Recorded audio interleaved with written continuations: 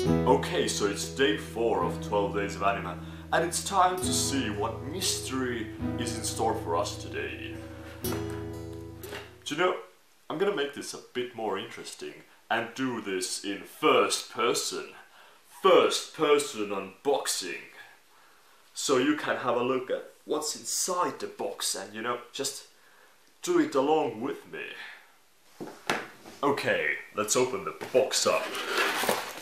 So you see, it's pretty fancy on the inside. Now, day 4. Hey ho, Thomas. Another day, another ecological disaster.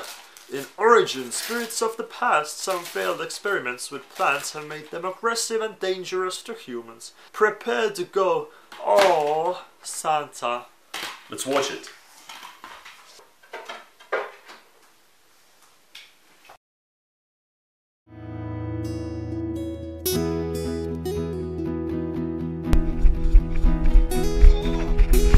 Okay, so now for the review part. Let's do a first person review because this is totally not stupid at all. So the intro was mind blowing, the music was just so haunting and I loved it. Stuff was happening, things were blowing up and it promised to be an epic film and I was really looking forward to it. Yeah, I'm gonna go back to normal, this isn't really working out. So after the intro it gets pretty calm for a while.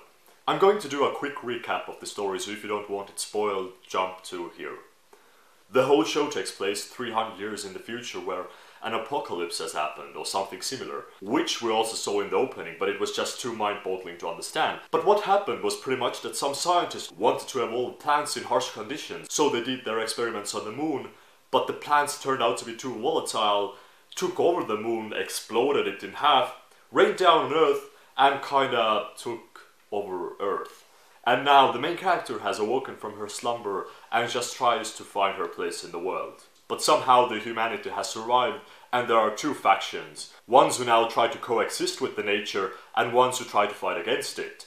The ones who fight against it are supposed to be the villains in this show, I think, because they try to take everything over by force. And the forest is supposed to be peaceful because it's the nature or something. But looking at it closer, the forest kind of controls the people. They regulate the water and can demand human sacrifices. And the ones who fight against them just want the old world back, the normal one. So in a sense, this isn't really a battle between good and evil. And our main character has to find her path to take because none of the options are optimal. This was the interesting part, not being able to identify who's the good guys and who are the bad guys. Until the ending, because then it's just blatantly obvious who are the bad guys and who are the good guys. And that really ruined it for me.